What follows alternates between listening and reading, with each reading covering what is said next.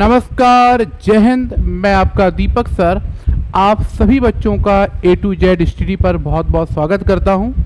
ध्यान रखें कि हम लोग JTET के लिए पॉलिटी की एक महत्वपूर्ण प्रैक्टिस क्लास लेकर आए हुए हैं और इसके साथ साथ मैं प्रश्नों के साथ साथ आपको विधिवत तरीके से कॉन्सेप्ट क्लियर करूंगा और विधिवत तरीके से आप क्लास के अंत तक जुड़े रहेंगे, क्योंकि मैं चीज़ों को ध्यान में रखते हुए आपके लिए वो सारी चीज़ें तैयार करके लाया हूं कि आपके एग्ज़ाम जब आप देने जाएं तो वहां पर आपको निश्चित रूप से प्रश्नों की संख्या इसी तरीके से देखने को मिले, जो मैं यहाँ पढ़ा रहा हूँ वही प्रश्न आपको वहाँ पर देखने को मिले। तो आ जाते हैं और देख लेते हैं आगे की ओर और समझ लेते हैं। सबसे पहले तो आप इस बात का ध्यान रखना है बेटा, आप लोगों को इस चीज़ का ध्यान रखना है कि भाई परीक्षा में जो आपका सिलेबस है वो किस अकॉर्डिंग है। बच्चे हमेशा इसी चीज़ को लेकर अभी तक परेशान है कि सर हमारा सिलेबस निश्चित नहीं हो पाया है, क्या सिलेबस रहने वाला है, प्रश्न कहाँ से पूछे जाएंगे। इस तरीके से बच्चे आज भी बहुत ज़्यादा परेशान है। तो आपको बेटा परेशान होने की आवश्यकता नहीं है। आप जरा यहाँ पर पढ़िए क्या लिखा है, ध्यान से देखिएगा। यहाँ पर पहले इस लाइन को पढ़िए। उच्च प्राथमिक विद्यालय स्तर के लिए पात्रता जांच परीक्षा के प्रश्न विश्वविद्यालय अनुदान आयोग द्वारा अनुमोदित पाठ्यक्रम के अंतर्गत कक्षा स्नातक के सिलेबस पर आधारित हों। तो भैया ये किस कक्षा पर आधारित होंगे, तो आप बताओगे कि स्नातक के सिलेबस पर ही आधारित होंगे। अगर इनका देखा जाए इनकी कठिनाइयां अधिकतम स्नातक स्तर तक ही हो सकती हैं। इस चीज को आपने अच्छे से पढ़ लिया होगा। और दूसरी चीज यहां पर पढ़िए, उच्च प्राथमिक विद्यालय स्तर के लिए पात्रता परीक्षा के प्रश्न विश्वविद्यालय अनुदान से मान्यता प्राप्त स्टेट यूनिवर्सिटी के स्नातक के पाठ्यक्रम के अनुरूप होगा एवं प्रश्नों की कठिनाइयों का स्तर स्नातक या इसके समकक्ष होगा। तो आपको स्नातक स्तर का कोर्स को कंप्लीट करना है और जो भी आपके टॉपिक दिए गए हैं उनका लेवल आपको स्नातक स्तर तक जाना है। मैं आपको एक सलाह देता हूं, आपको किस तरीके से पढ़ना है और किस तरीके से आप बेहतर नंबर ला सकते हैं। तो सबसे पहले आप देखिए, सबसे पहले बेटा आपको एनसीईआरटी को पढ़ना होगा। किसको पढ़ना होगा? एनसीईआरटी को पढ़ना होगा। और एनसीईआरटी के साथ साथ आपको स्नातक लेवल के क्वेश्चनों को कंप्लीट करना होगा। ठीक है, आप सब्जेक्ट जो पढ़ रहे हैं उस सब्जेक्ट में आपको एनसीईआरटी को भी शामिल होगा करना पड़ेगा और प्लस में उसका लेवल आपको स्नातक तक ले जाना होगा। हमारी जो आज की क्लास है वो दोनों पर ही आधारित है। हमने एनसीईआरटी को भी ध्यान में रखा है और स्नातक स्तर तक की कठिनाइयों के प्रश्नों को शामिल किया है। ऐसे प्रश्नों का संकलन लेकर आया हूं जो आपके एग्जाम में निश्चित रूप से यहां से प्रश्न बनेंगे। बस क्लास लास्ट तक आप जरूर देखिएगा। तो जरा ध्यान से देखिए और इसे ध्यान से पढ़िए। पहले प्रश्न की ओर आ जाते हैं और ये प्रश्न से संबंधित चीजों को हल करने से पहले हमारा टॉपिक क्या है, हमें संसद क्यों चाहिए, संसद की हमें आवश्यकता क्यों है। ठीक है, हम लोकतांत्रिक देश हैं, भारत सबसे बड़ा लोकतांत्रिक देश है। अगर हम बात करें तो हमें संसद क्यों चाहिए, इस पर हम लोग चर्चा करने वाले हैं और पहला प्रश्न देखने वाले हैं। पहला प्रश्न आपका क्या है, निम्नलिखित कथनों पर विचार कीजिए। कथन एक क्या है, सार्वभौमिक मताधिकार का अर्थ है कि देश के सभी वयस्क नागरिकों को वोट देने का अधिकार प्राप्त है। कथनों पर आपको विचार करना है। प्रश्न क्या बोल रहा है कि कथनों पर विचार करिए। कथन एक क्या कह रहा है, सार्वभौमिक मताधिकार का अर्थ है कि देश के सभी वयस्क नागरिकों को वोट देने का अधिकार है। ठीक है, दूसरा क्या कह रहा है, लोगों का निर्णय ही लोकतांत्रिक सरकार का गठन करता है और उसके कामकाज के बारे में फैसला देता है। आप पहले प्रश्न को पढ़ा करिए। प्रश्न आपका क्या कह रहा है, प्रश्न बेटा आपका कह रहा है कथनों पर विचार करें।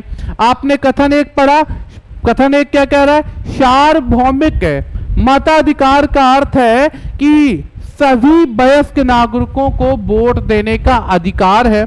और दूसरा क्या कह रहा है, लोगों का निर्णय ही लोकतांत्रिक सरकार का गठन करता है और उसके कामकाज के बारे में फैसला देता है। तो सुनिए, भारत में मतदान बोल दो या वोट देने का अधिकार बोल दो। ठीक है, भारत में मतदान करना, वोट देने का अधिकार भारत में एक मौलिक अधिकार है। आपको वोट देने का अधिकार है। मौलिक अधिकार वो अधिकार होते हैं जिनकी गारंटी होती है कि आपको गारंटी कृत अधिकार है जो आपको दिए गए हैं। ठीक है। दूसरी चीज है सार्वभौमिक मताधिकार का मतलब होता है भारत में सभी को वोट देने का अधिकार है। किसी भी धर्म का हो, किसी भी जाति का हो, किसी भी लिंग का हो, सबको वोट देने का अधिकार प्राप्त है। इसको बोलते हैं सार्वभौमिक वयस्क मताधिकार। तो सार्वभौमिक वयस्क मताधिकार, वयस्क का मतलब होता है जो 18 वर्ष की आयु पूरी कर चुका है, जो 18 वर्ष की आयु पूरी कर चुका है और उसने अपना नाम मतदाता सूची में दर्ज करा लिया है, तो इसका मतलब है वह वोट दे सकता है, उसे अधिकार प्राप्त है। तो यह बात बिल्कुल सही है, भारत में सार्वभौमिक मताधिकार दिया गया है और इसका अर्थ यही होता है कि सभी वयस्क नागरिकों को वोट देने का अधिकार है। दूसरा क्या कह रहा है, लोगों का निर्णय ही लोकतांत्रिक सरकार का गठन करता है। लोकतंत्र का मतलब क्या होता है, जहां लोगों द्वारा सरकार को चुना जाए। लोगों द्वारा जनता, जो जनता है वही लोग हैं, वही हम लोग हैं। हम लोग क्या कर रहे हैं, सरकार को बनाते हैं, हम लोग वोट देते हैं तभी तो सरकार बनती है। तो यहां क्या बोला जा रहा है, लोगों का निर्णय, हमारा ही तो निर्णय है। आज हमने केंद्र सरकार में प्रधानमंत्री नरेंद्र मोदी को बैठा रखा बीजेपी पार्टी से। लोगों का निर्णय है, लोगों ने वोट किया है। लोग जब वोट करेंगे वही तभी तो सरकार बनेगी। तो लोग ही वोट करते हैं तभी सरकार का गठन होता है और उसके कामकाज के बारे में फैसला कौन लेता है, लोग ही उसके कामकाज के बारे में फैसला लेते हैं। हम 5 साल तक देख रहे हैं कि अगर काम अच्छा किया है तो ठीक है, नहीं अगले 5 साल बाद हम दूसरे को मौका देंगे सरकार बनाने का। ठीक है, तो हम ही निर्णय लेंगे। अथवा यहां पर दोनों ही कथन आपके सत्य है, तो इसी ऑप्शन आपका सही हो जाएगा। 1 और 2 दोनों ही सत्य है, कोई भी किसी प्रकार का डाउट मत रखिएगा। आप समझ गए कि नहीं? तो आप इस बात का और ध्यान रखिएगा, जरा एक चीज का और ध्यान रखिएगा। ठीक है, वोट देने की भारत में उम्र कितनी है, तो आप बताओगे 18 वर्ष। और पहले कितनी थी, तो पहले थी 21 वर्ष। 21 वर्ष पहले थी वोट देने की उम्र, अब हो गई 18 वर्ष। कौन सा संविधान संशोधन हुआ था, 61वां संविधान संशोधन हुआ था 1989 में, और इसमें क्या किया गया, वोट देने की उम्र घटाकर 18 वर्ष कर दी गई थी, जिसे हम लोग सार्वभौमिक वयस्क मताधिकार कहते हैं। तो समझ में आ गई बात? चलिए आगे आ जाओ, इसकी व्याख्या पढ़ लेते हैं। सार्वभौमिक मताधिकार का अर्थ है कि देश के सभी वयस्क नागरिकों को वोट देने का अधिकार प्राप्त होता है। इसी अधिकार का प्रयोग करके लोग अपनी मनपसंद सरकार को चुनते हैं। लोगों का निर्णय ही लोकतांत्रिक सरकार का गठन करता है और उसके कामकाज के बारे में फैसला देता है। अतः दिए गए दोनों ही कथन सत्य हैं। चलिए अगले प्रश्न को देखते हैं और इसका उत्तर समझने का प्रयास करेंगे। पहले प्रश्न को पढ़िए। निम्नलिखित कथनों पर विचार कीजिए। पढ़िए जरा। जनता द्वारा संसद के लिए चुने गए सभी प्रतिनिधियों में से एक समूह सरकार बनाता है। ठीक है। दूसरा पढ़िए।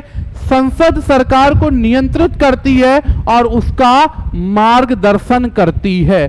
तो सुनिए जरा, भारत में क्या है, भारत एक संसदीय लोकतांत्रिक देश है।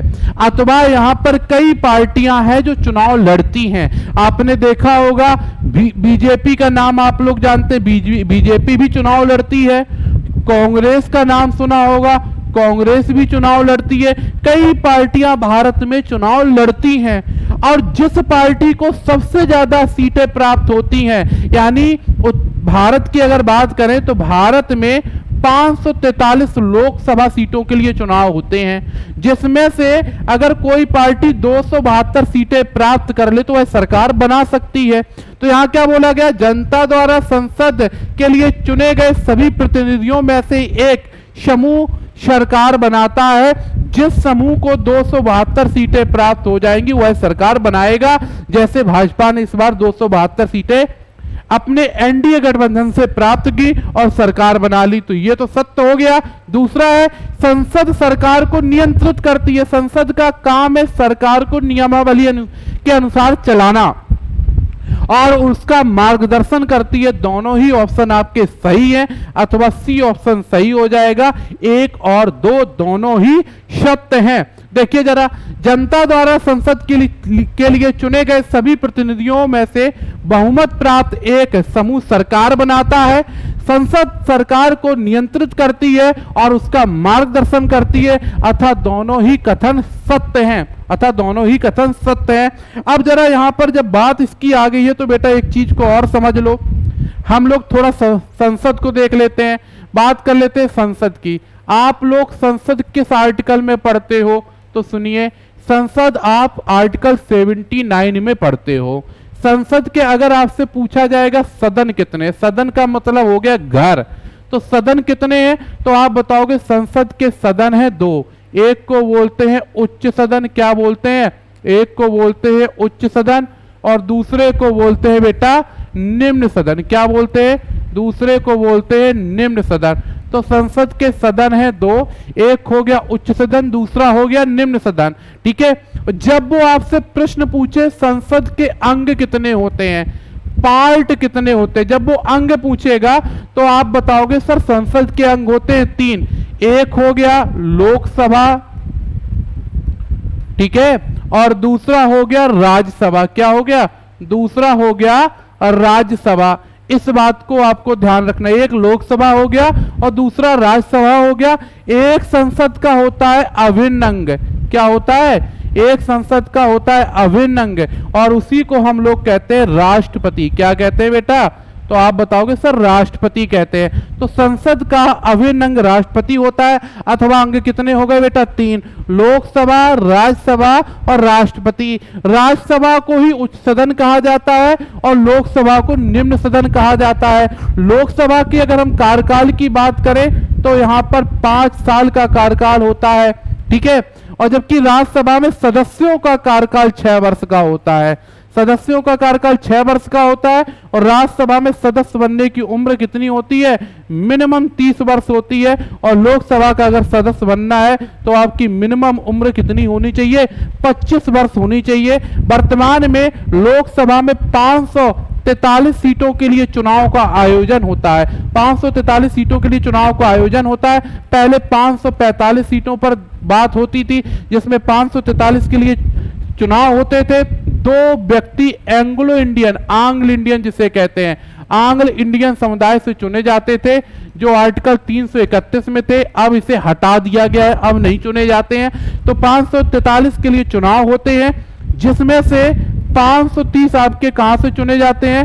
राज्यों से चुने जाते हैं, ठीक है, और बचे 13 आपके केंद्र शासित प्रदेश, यूनियन टेरिटरी से चुने जाते हैं। राज्यों में सबसे ज्यादा यूपी से आते हैं 80 और यूनियन टेरिटरी में दिल्ली से सबसे ज्यादा आते हैं 7 लोकसभा सदस्य दिल्ली से। और राज्यों में सबसे ज्यादा कहां से चुने जाते हैं? तो आप बताओगे उत्तर प्रदेश से चुने जाते हैं। अगर हम राज्यसभा की बात करें तो राज्यसभा में वर्तमान में 245 सदस्य हैं, जिसमें से 12 सदस्य राष्ट्रपति मनोनीत करता है। क्या करता है?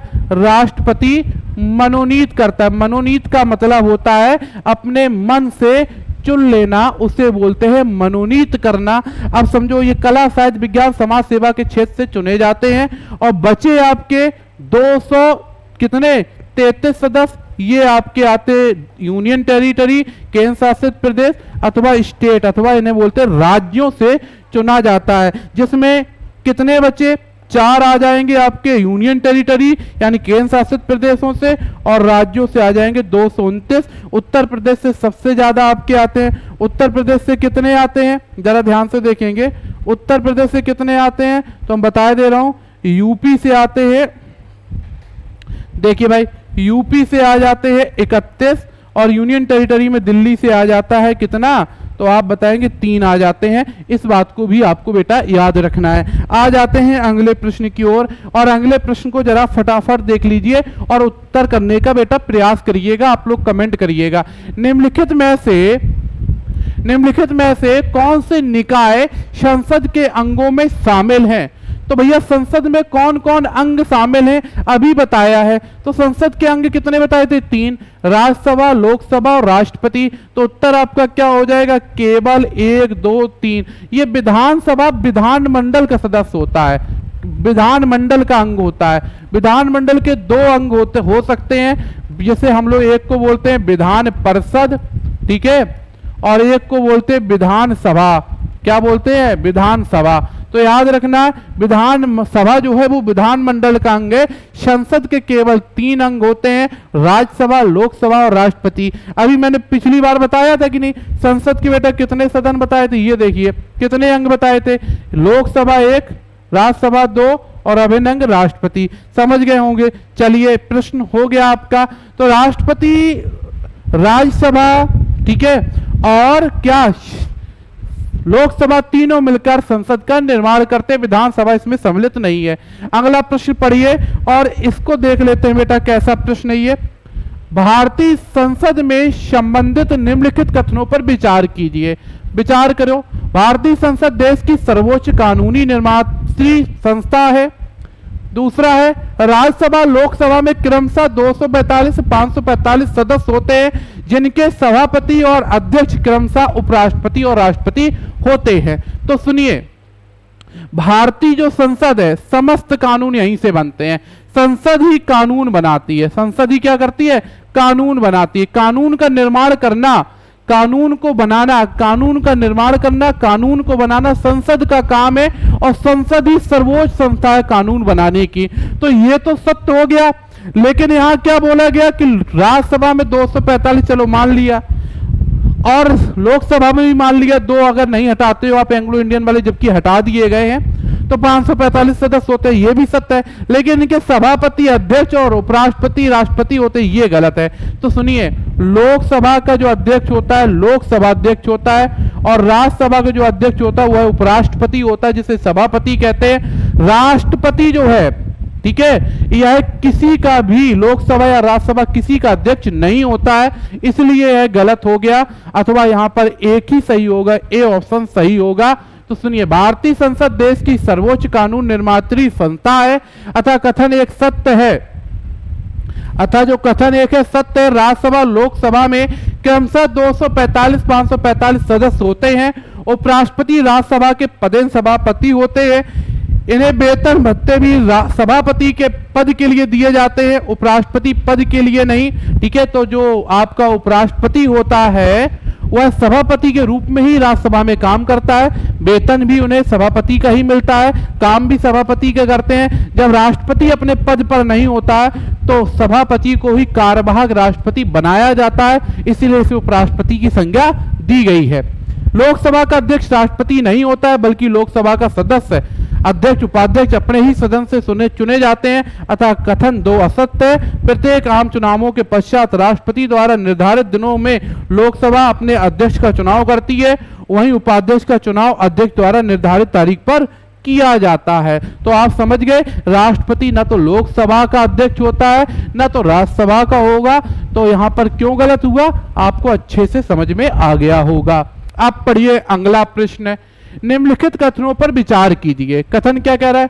लोकसभा के 545 सदस्यों में 543 सदस्य निर्वाचित है, जबकि 2 सदस्य राष्ट्रपति द्वारा मनोनीत होते हैं, ठीक है। चलिए दूसरा कह रहा है, राज्यसभा के 245 सदस्यों में 235 निर्वाचित और 10 सदस्यों को राष्ट्रपति मनोनीत करता है। तो सुनिए, राज्यसभा को अभी हाल ही में बताया था बेटा। तो राज्यसभा में मैक्सिमम सदस्य कितने हो सकते हैं? तो राज्यसभा में मैक्सिमम सदस्य हो सकते हैं 250। लेकिन वर्तमान में कितने हैं? वर्तमान की अगर हम बात करें तो वर्तमान में सदस्यों की संख्या है 245, और 245 सदस्यों में 233 सदस्य क्या होते हैं? चुने जाते हैं, चुनाव होता है, ठीक है।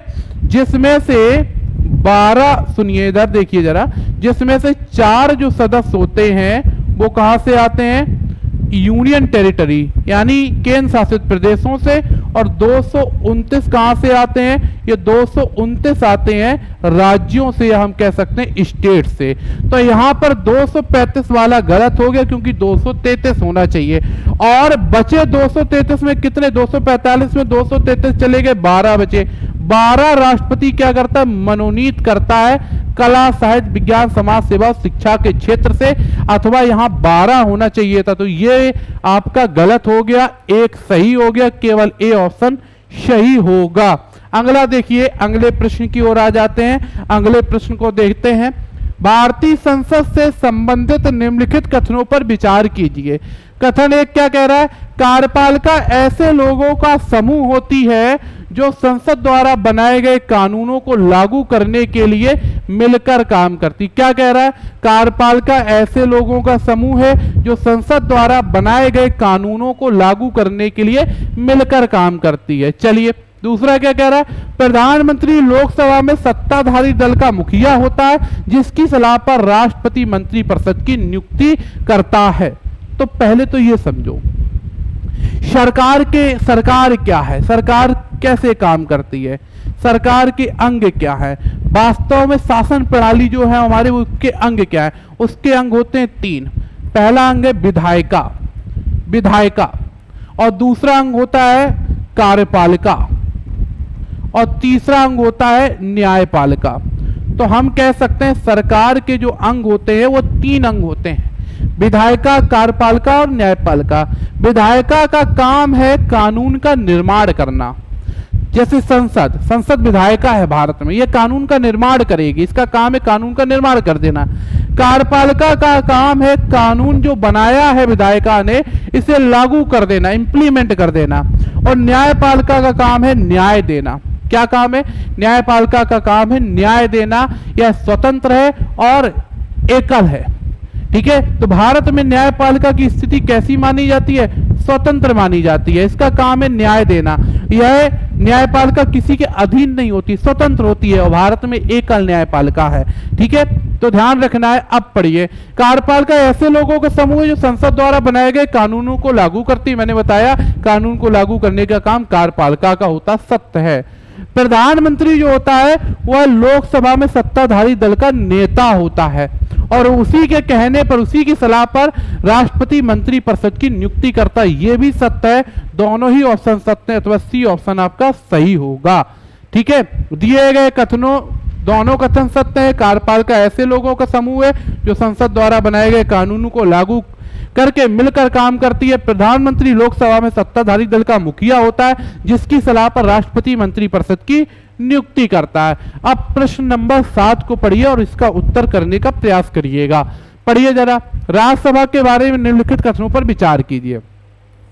राज्यसभा मुख्य रूप से राज्यों की प्रतिनिधियों के रूप में काम करती है। राज्यसभा का मतलब है राज्यों की सभा, तो यह बिल्कुल सत्य है। वह राज्यसभा मुख्य रूप से राज्यों के प्रतिनिधियों के रूप में काम करती है।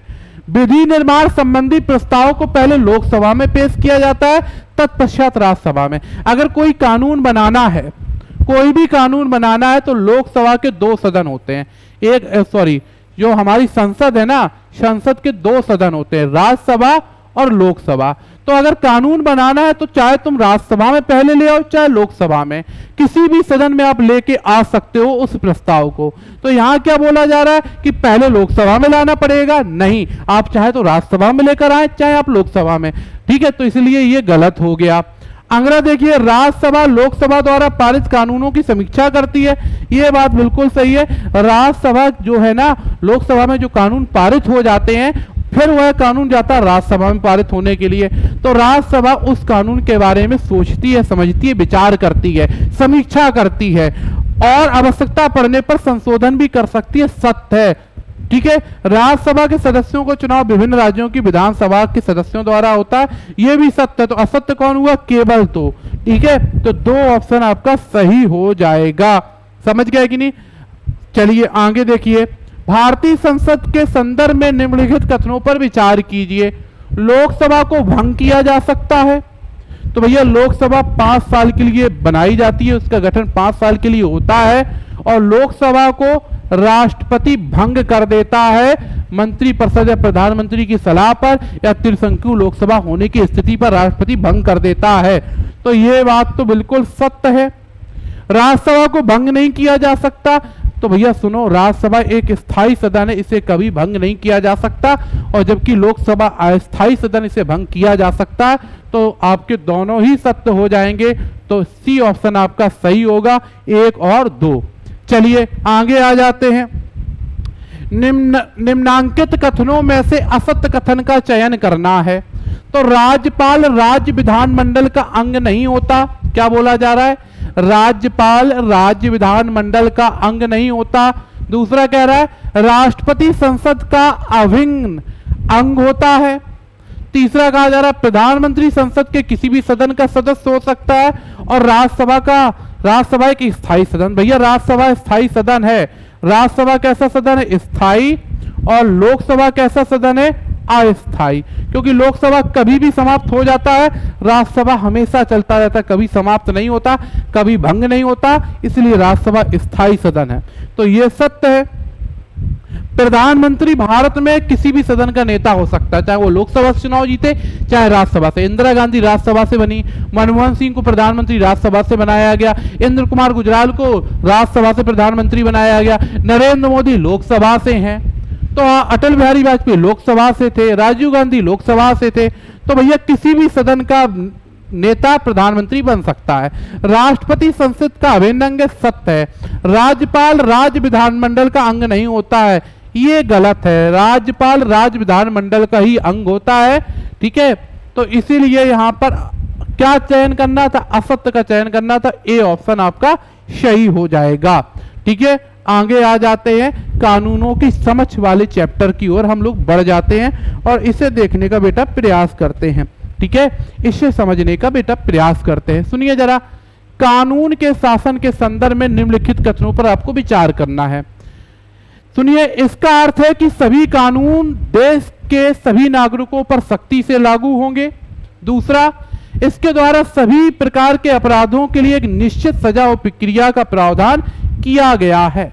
यहां पूछा जा रहा है कौन सा असत्य है, तो फटाफट आप लोगों को पहले प्रश्न को पढ़ना है और इसके बाद आपको उत्तर करना है कि क्या असत्य हो सकता है, कौन सा इसमें असत्य है, ये आपको फटाफट बता देना है। चलिए देखिए, इसका अर्थ है कि सभी कानून देश के सभी नागरिकों पर सख्ती से लागू होंगे। तो भैया ये असत्य, सख्ती से क्यों लागू होंगे? सभी के लिए कानून बराबर हैं, सभी नागरिकों पर सख्ती से लागू नहीं हो सकते। ठीक है, तो यहां पर पूछ रहा असत्य कौन है, तो भैया यही असत्य, ए ऑप्शन आपका असत्य हो जाएगा। ठीक है, चलिए तो जरा देखिए अगले प्रश्न की ओर आ जाइए। घरेलू हिंसा से संबंधित निम्नलिखित में से कौन से कथन सत्य है? परिवार का पुरुष, देखिए घरेलू हिंसा अधिनियम कब आया? 2005 में आया। ठीक है, ठीक है, और लागू कब हुआ? तो आप बताओगे सर 2006 में लागू हुआ।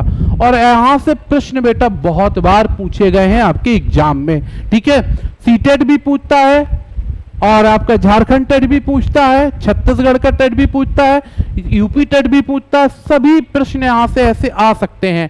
तो परिवार का पुरुष सदस्य घर की औरत के साथ मारपीट करता है या चोट पहुंचाता है तो इसे घरेलू हिंसा कहते हैं। दूसरा कह रहा है घरेलू हिंसा से महिलाओं का संरक्षण अधिनियम 2005 में आया। देखो, घर में अगर महिला है, घर में अगर कोई महिला है तो निश्चित रूप से अगर उसके साथ कोई भी किसी भी प्रकार का कुछ भी किया जा रहा है, मारपीट हो, किसी भी प्रकार का शोषण हो, सब घरेलू हिंसा कहलाएगा। ठीक है, और यह नियम कब आया था? 2005 में आया था। अथवा दोनों ही ऑप्शन सही होंगे, 1 और 2 दोनों ही सत्य होंगे। जब परिवार का कोई पुरुष सदस्य, आमतौर पर पति, घर किसी औरत, आमतौर पर पत्नी के साथ मारपीट करता है, उसे चोट पहुंचाता है, चोट अथवा मारपीट की धमकी देता है, तो इसे घरेलू हिंसा कहा जाता है। घरेलू हिंसा से महिलाओं का संरक्षण अधिनियम 2005 में आया था। अब ऐसी महिलाएं भी घरेलू दायरे का हिस्सा होंगी जो हिंसा करने वाले पुरुषों के साथ रहती हैं या रह चुकी हैं। घरेलू हिंसा महिलाओं का संरक्षण अधिनियम कब लागू हुआ था? तो 2006 में आया। कब था? 5 में। ठीक है, चलिए आगे देख लेते हैं।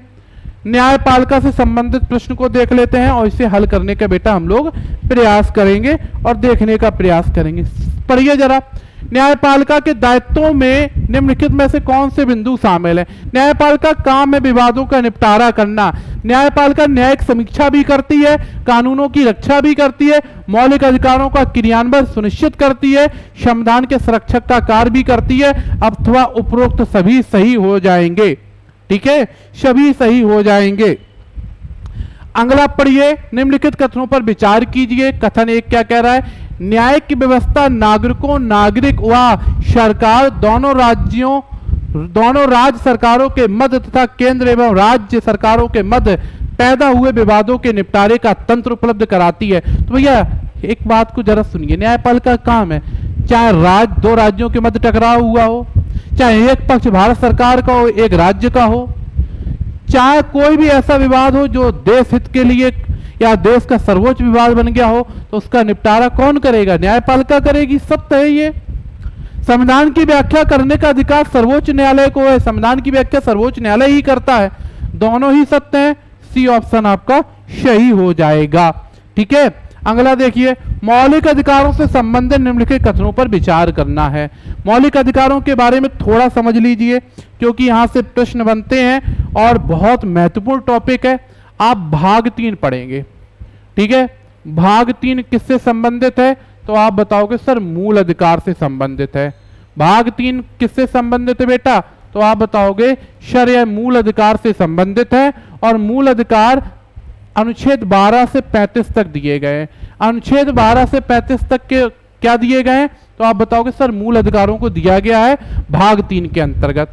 ये मूल अधिकार किस देश से के संविधान से लिए गए हैं? तो आप बताओगे कि अमेरिका के संविधान से लिया गया है। अमेरिका के संविधान से इनको लिया गया है, और अमेरिका के संविधान में मूल अधिकार को बिल ऑफ राइट कहते हैं। क्या कहते हैं? Bill of rights.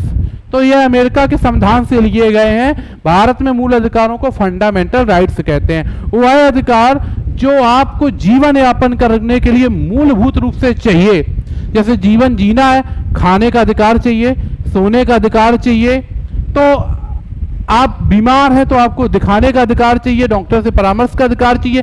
ऐसे अधिकार जो आपको मूलभूत रूप से चाहिए जीवन के विकास के लिए, ऐसे अधिकारों को हम मूल अधिकार कहते हैं। मूल अधिकारों में इतना अंतर होता है कि इनकी गारंटी सुप्रीम कोर्ट देता है कि कोई भी मूल अधिकार आम नागरिकों से कोई छीन नहीं सकता। अगर छीन लिया तो नागरिक सीधे सुप्रीम कोर्ट जा सकता है, क्योंकि सुप्रीम कोर्ट इसकी गारंटी देता है। इसलिए मूल अधिकार कहलाते हैं। इनमें सरकार भी जल्दी से हस्तक्षेप नहीं कर पाती है। ठीक है, मूल अधिकारों की पहले संख्या जब संविधान बना था तब संख्या 7 थी। जब संविधान क्या बना था? मूल संविधान था, या जब संविधान बना था तब इनकी संख्या 7 थी। वर्तमान में अगर हम बात करें तो मूल अधिकारों की संख्या कितनी है? तो आप बताओ कि वर्तमान में मूल अधिकारों की संख्या 6 है। पहले मूल अधिकारों की संख्या कितनी थी? 7 थी। अब कितनी है? 6। एक मूल अधिकार आपका हटा दिया गया है, जिसे आप लोग संपत्ति का अधिकार कहते हैं। कौन सा हटाया गया? संपत्ति का अधिकार हटाया गया है। और 44वां संविधान संशोधन हुआ था 1978 में, तब इसे हटा दिया गया था। अब यह कहां रखा गया? अब यह रखा गया आर्टिकल 300 के ए में, जो मात्र एक कानूनी अधिकार या विधिक अधिकार है। ठीक है, अभी भी अधिकार है लेकिन कानूनी अधिकार है। मूल अधिकार जो होता है वो उसके लिए तुम कहीं भी सीधे सुप्रीम कोर्ट जा सकते हो, न्यायपालिका जा सकते हो। अनुच्छेद 32 के तहत सीधे सुप्रीम कोर्ट, और अगर अनुच्छेद 226 के तहत जाओगे तो हाई कोर्ट जा सकते हो। लेकिन यहां पर क्या है? कानूनी अधिकार अब थाने, पुलिस, कोर्ट के माध्यम से एक लंबी लड़ाई लड़ते हुए आगे जाओगे। मूल अधिकारों की बात करें तो आर्टिकल 12 से लेकर 32 तक जो है वो सभी नागरिकों को प्राप्त है, भारत में सभी नागरिक को। ठीक है, और लेकिन 33 से 35 तक यह अधिकार केवल भारतीय सेना को प्राप्त है। किसे प्राप्त है? सेना को। मूल अधिकार आपके निलंबित भी हो सकते हैं अगर आपातकाल लगा दिया गया। आपातकाल किस आर्टिकल में? तो आप बताओगे नेशनल इमरजेंसी आपातकाल 352 में है, और इस आपातकाल की घोषणा राष्ट्रपति करता है। ठीक है, तो ध्यान रखना, आपातकाल लगेगा तो आर्टिकल 20 और 21 को छोड़कर समस्त मौलिक अधिकार आपके निलंबित हो जाते हैं। समझ गए? अब प्रश्न को बेटा हल करिए। प्रश्न क्या है? मौलिक अधिकार से संबंधित निम्नलिखित कथनों पर विचार करना है। पढ़िए जरा, कोई भी नागरिक अपने मौलिक अधिकारों का उल्लंघन होने की स्थिति में सीधे सर्वोच्च न्यायालय जा सकता है, लेकिन उच्च न्यायालय इस संदर्भ में अधिकार नहीं रखते। बेटा बताया था, आप उच्च न्यायालय आर्टिकल 226 के तहत जा सकते हैं और सुप्रीम कोर्ट 32 के तहत जा सकते हैं। कह रहे हाई कोर्ट इस संदर्भ में अधिकार नहीं रखता है, अथवा यह असत्य हो गया। ठीक है, संविधान के अनुच्छेद 21 में प्रत्येक नागरिक को गौरवपूर्ण जीवन जीने का मौलिक अधिकार प्राप्त है। स्वास्थ्य का अधिकार इन्हीं मौलिक अधिकारों के अंतर्गत शामिल है, इस बात को बोला गया है। तो बात बिल्कुल सही है। तो ये तो सत्य है, ये असत्य अथवा असत्य पूछा गया है, कौन सा असत्य हो गया? तो ए ऑप्शन आपका असत्य हो गया। तो भैया यहां तक की बात समझ में आई कि नहीं?